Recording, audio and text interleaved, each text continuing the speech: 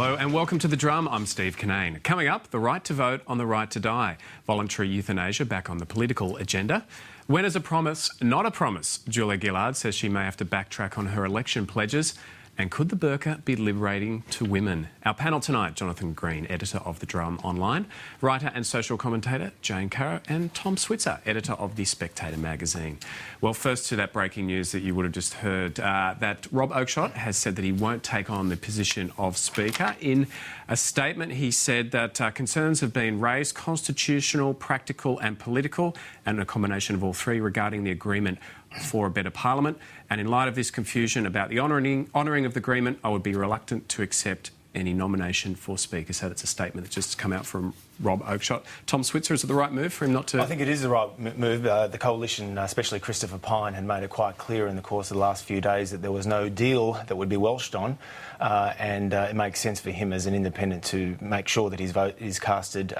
He's one of three independents now who'll have that right, and Harry Jenkins has been a very good Speaker of the House. I think it's fair to say both sides of politics think he's been very fair, and he'll stay in that role for the next 3 years. What do you think? Yeah, I'm with Tom. I think it seemed a bit messy to have him, who was one of these people holding the balance of power, suddenly being taken out of the debate or doing both, and that didn't make any sense to me. So this seems sensible. I wish they'd made their mind up a bit sooner, though. It seems to be dragging on.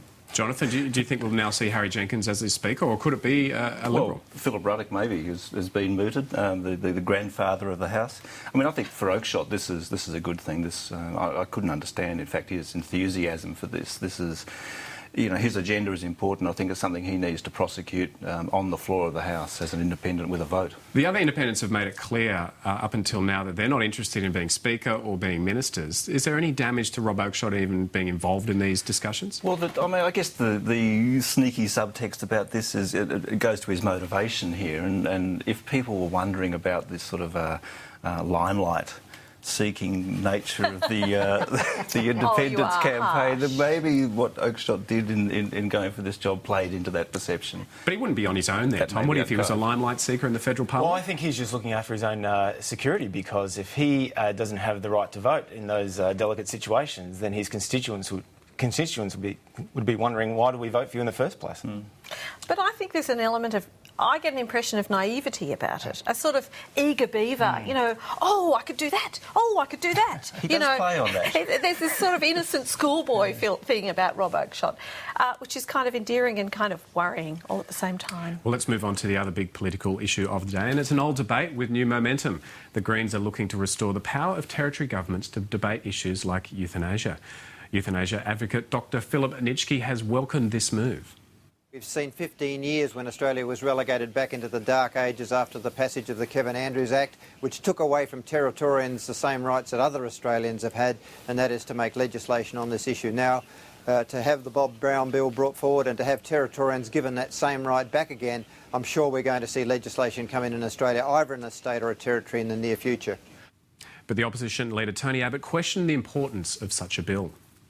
I'm not denying the concerns that people have in this area, but I think that we need a parliament which focuses on bread and butter concerns, and the fact that there's a minority government does not excuse the government from focusing on the bread and butter concerns of the Australian people.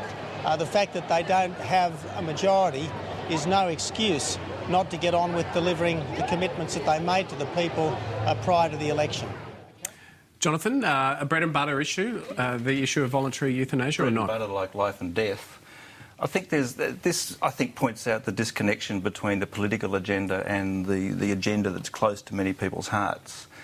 And I think there are a lot of items on the political table that people feel some distance from, and a lot of items in people's personal experience and personal set of issues that just don't get addressed in the political context. And I think this is a real example of that, and there's the polling demonstrates that there's considerable not necessarily support for the concept, but support for the idea of a public discussion. And it's good that the territories will get that sort of democratic access, at least. Tom, you think there's room for these kind of debates in the Parliament? Well, it's not a pressing issue. I'm not surprisingly with Tony Abbott on this. I mean, several years ago, David Marr wrote a very good essay. Well, I didn't think it was good, but it was a very well-read essay, a quarterly essay on this very issue about the Howard government being democratically thwarting the will of the people.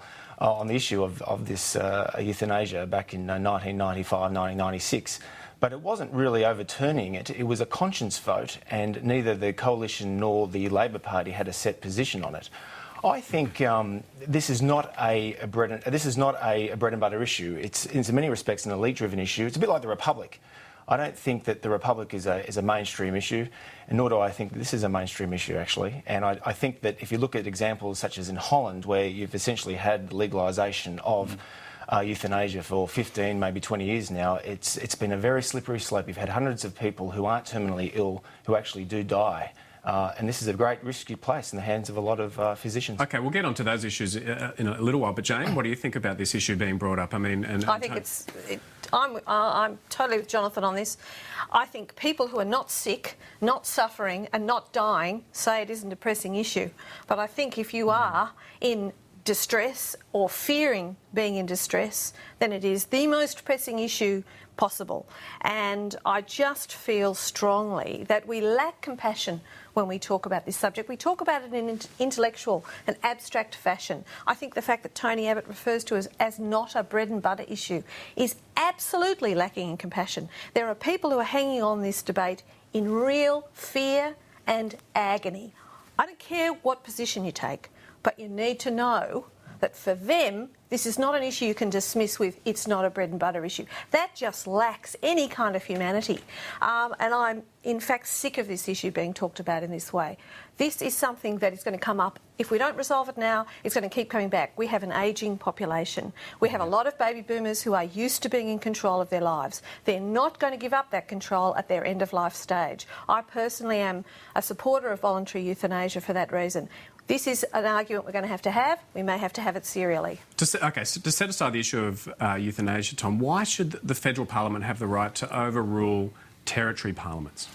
Look, it's a very delicate issue. States' rights and territory rights have been deeply ingrained in the Constitution since 1901. But the issue was resolved back in 1996 and it hasn't been raised until now. What's the impetus for it being raised now? There's no real groundswell of support for overturning the position. This would only be raised if Bob Brown had control of the Senate come July next year. But surely he has as much right to introduce a private member's bill. Oh, sure, absolutely. Well, look, he does. And as long as it's a conscience vote, then that should be fine. Bear in mind, the last time this was raised in 1996, several Labor politicians did join forces with Conservative politicians on the coalition side. Tony Burke being one of them, who's a current frontbencher? Yeah, although he wasn't in Parliament in 1996, but is that his position? He was definitely involved in... Oh, of course he was. Look, I was out of the country at the time, but you're quite right looking back at it. He was a player behind the scenes for helping encourage Labor people to support the overturning of it. Jonathan, if it did go to Parliament, would it pass? Because back in 1996, when it passed the House of Reps, it was 88 votes to 35. It's hard to say, but I mean, it will be complex and it will be an issue of conscience and it will be fiercely discussed. But it's one of those things that we shouldn't shy from that discussion. I mean, we have this idea at the moment, this sort of habit of sweeping a lot of these issues under the carpet, of using, I think, the Coles, Woolworths duopoly of Australian politics to suppress, in a lot of ways, discussion on some issues which are intractable, which are difficult and which are divisive. And we shouldn't shy, we have mechanisms, or we should have, to deal with that sort of complexity of discussion. And yes, it may go either way, but we should have the, we should have the talk. OK, so Tom, the issue itself, euthanasia, you're against it? Well, no, I readily concede Jane's point. It's a very emotional issue. It's a highly charged one for both sides of the divide. I've never met anyone who's been in this predicament, and I think that for a lot of people who take these positions, who take strong views, have known people who've been on these positions. So it's hard for me to really judge it. I do think strongly that it should be a conscience vote. I just don't think it's a bread and butter issue. I'm sorry, I just don't think it's the national priority right now in Parliament. As for the issue of assisted suicide, well, why deny it to the terminally ill? I mean, these are the slippery slope questions that are often raised in these issues. Jane, that is an issue that comes up when we have that debate, isn't it? Yes, well, I think you can restrict it to the terminally ill. I think that in the end, people will take it into their own hands. I always think in hospitals previously, you had to be injected with morphine by a doctor, and people asked for it a lot because they were frightened they might not get it in time. Now you can dose, and people use it less because it's in their control. And the problem with taking this option out of control of people who are going to get to a point in their illness where they actually can't make that decision, is that we may force them to do it earlier than they would otherwise do, may in fact force them to do it when they might not actually get to that point.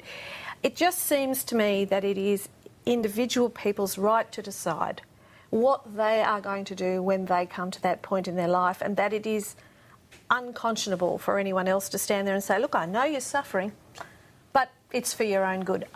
I'm sorry, I can't stomach that argument. There have been cases where people have been quite ill and very depressed and wanted to end their lives and then battled through that moment and got through the other side and said, gee, I'm glad I'm still around. Nothing wrong with helping and encouraging people to do that, but if someone makes a decision, then they must be allowed, as an adult, fully functioning, sane person, to make that kind of decision. It's not okay to say that because a few people change their minds, the ones that never would have to suffer, you know, drown in their own bodily fluids with motor neurone disease, vomit up their own faeces in some illnesses. Sorry, if I ever get to that kind of diagnosis, I know what kind of decision I'm going to be making. It's a mature culture, I think, that could confront those issues of death and of extraordinary discomfort in a sensible and coherent way. It would be a real mark of our sort of coming of age in a way to be able to grapple with it. And when we have these debates in the Parliament, you hear politicians speaking from the heart, don't you? Yes. And you think, I think in a debate like this, you need to be informed of international case studies. Now, I don't know enough about other countries, but Holland has had legalised euthanasia now for 15, 20 years or so, and there have been some horrible stories of hundreds of people each year who have actually been medically killed by their doctors, and they never gave the absolute commitment that they wanted to go through that process. We should learn from that experience. Yes, then we need to put in a situation where it can't happen. This is the slippery slope that you're getting into, but these are the things up for discussion, presumably in Parliament, if it does get raised. OK, well, Julia Gillard said promises made by Labor during the election may no longer apply because of the new environment created by the hung Parliament. In an interview with the Fairfax papers on the weekend, the Prime Minister said this logic applies to big picture reforms, and anything associated with climate change is obviously one we're in this new environment. Tom, is this a dangerous area for Julia Gillard, do you think?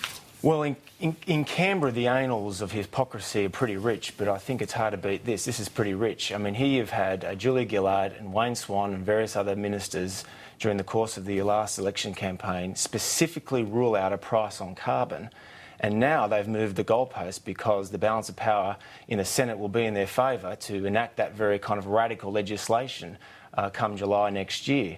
Now, let's put this... Is it that radical? I mean, well, it is. Marius Copper's come out and say that he's in favour of it. It would change our way of life dramatically, and especially if we do so before any kind of international consensus is reached, it would be radical because it would lead to higher energy prices, a lot of lost jobs to countries that won't make any effort to conform to any kind of post-Kyoto deal, lost jobs, and lower growth. I mean, no, I think it is radical. But the point is that this Labor Prime Minister has no democratic mandate, there's no legitimacy, there's no domestic consensus on the issue.